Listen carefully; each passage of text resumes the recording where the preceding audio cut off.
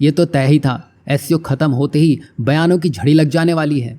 जहां Peter Navarro, जो कुछ समय पहले तक जातिवाद का एंगल भी लेने से पीछे नहीं हट रहे थे, उनका भी अब एक बयान आया है। साथ ही साथ रात होते होते डोनाल्ड ट्रंप का भी एक ट्वीट सामने आया है, जो साफ दिखा रहा है कि डोनाल्ड ट्रंप डैमेज कंट्रोल करने की कोशिश कर रहे हैं। साथ ही भारत ने इस एससीओ समिट में चीन की हर बात में हाँ से हाँ नहीं मिलाई है। इस बार भारत ने चीन में जाकर चीन को ही ना कह दिया है, वो भी बीआरआई को लेकर, जिसके बाद ये तो साफ हो चुका है कि भारत अपने हितों से समझौता बिल्कुल भी नहीं करेगा, चाहे अमेरिका भी उससे दूरी बना रहा हो। अब यहाँ एक बात तो साफ देखी जा सकती है, एससीओ समिट में भारत पूरी तरह, क्योंकि जिस तरह भारत ने पाकिस्तान की हरकतों पर ध्यान नहीं दिया, साथ ही चीन पर हद से ज़्यादा भरोसा नहीं दिखाया, हर जगह भारत ने साफ और दमदार स्टैंड लिया है। आपने वीडियो में खूब देखा होगा, पीएम मोदी, व्लादिमीर पुतिन और शी जिनपिंग खूब गर्मजोशी से मिलते हुए दिखाई दिए हैं। चीन की तरफ से इस बार पहलगाम का भी मेंशन किया गया है, जो पिछली बार पाकिस्तान के प्रेशर की वजह से मिस कर दिया गया था, लेकिन इस बार बहुत कुछ इस मीटिंग में अलग दिखाई दिया है। और जब चीन भारत के साथ खड़ा दिखाई दिया तो कई लोग ये अंदाज़ा लगाने लग गए थे कि भारत भी चीन के फैसलों में अपनी हामी ज़रूर भरेगा, लेकिन हुआ इसके बिल्कुल विपरीत।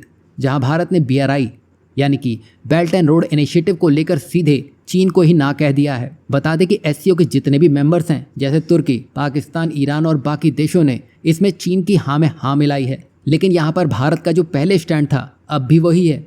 भले अमेरिका और भारत के बीच में अभी कुछ गलत फहमियाँ चल रही हो, इसका मतलब यह नहीं कि भारत अपने हितों को आग में जलता हुआ छोड़ देगा। लेकिन इस मीटिंग में चीन को यह पूरा भरोसा था कि भारत बीआरआई को लेकर जरूर कुछ पॉजिटिव स्टेटमेंट देगा, क्योंकि अगर भारत ऐसा करता तो बीआरआई से और भी देश इसमें जुड़ते हुए दिखाई देते।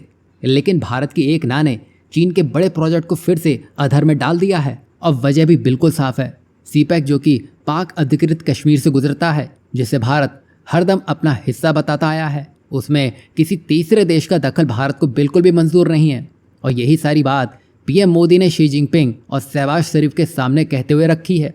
मतलब बात साफ है, भारत को यूएस अकेला करने के प्रयास में है, पर भारत अपने स्टैंड पर फिर भी बना हुआ है, जो शायद चीन, पाकिस्तान के साथ ही साथ वेस्ट को भी तगड़ा मैसेज दे गया होगा। यहाँ आपको क्या लगता है, एससीओ में भारत का बीआरआई को ना कह देना क्या ये मास्टर स्ट्रोक था या एक रिस्की मूव? वहीं अमेरिका की तरफ से भी हलचल तेज हो चली है। कैलिफोर्निया के गवर्नर ने तो एक ट्वीट कर दिया, जिसमें कहा गया कि भारत ने सीधे तौर पर ट्रंप की विदेश नीति की नाकामी की तरफ इशारा कर दिया है। उनका इशारा साफ था, जहां भारत और रूस साथ खड़े दिखाई दे रहे हैं, जिसमें अमेरिका के कड़े प्रतिबंध भी काम नहीं आ रहे हैं। भारत रूस से जिस तरह एससीओ समिट में हाथ मिलाता दिखाई दे रहा है, उसने रूस को एक कड़ा संदेश दे दिया है। वहीं पीटर नवारो की बेचैनी तो साफ देखी जा सकती है, क्योंकि हर दिन उनका कोई ना कोई स्टेटमेंट ऐसा होता है जो अमेरिका की फ्रस्ट्रेशन को साफ दिखा देता है। पीटर नवारो ने तो यहाँ तक कह दिया कि भारत का चीन और रूस के साथ जाना शर्मनाक है। मतलब उनके कहने का मतलब ये हुआ कि बाकी जो यूरोपियन लीडर्स हैं, जिस तरह अमेरिका की हाँ में हाँ मिलाते हैं, भारत उनके ऑर्डर फॉलो नहीं कर रहा है, तो ये गलत है। मतलब आप इनकी मानसिकता देख सकते हैं, ये अभी कुछ भी कहने को तैयार खड़े हैं।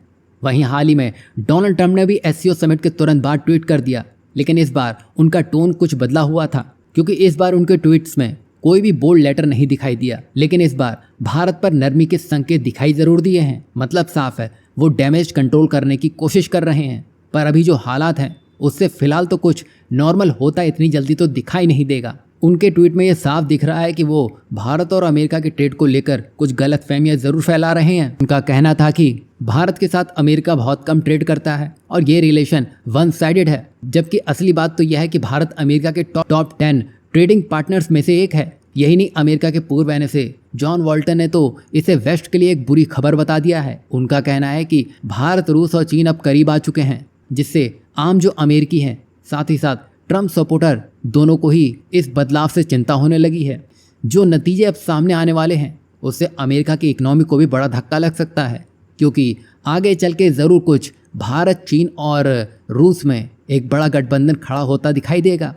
यहाँ आपको क्या लगता है, जिस तरह एससीओ भारत के फेवर में जाता हुआ दिखाई दिया है, तो क्या यहाँ ये कहना सही होगा कि भारत ने बिना कोई अमेरिका पर काउंटर टैरिफ लगाए वेस्ट और अमेरिका को एक कड़ा संदेश देने में कामयाब रहा है? इस पर आप अपनी राय क्या रखते हैं, ज़रूर बताइएगा।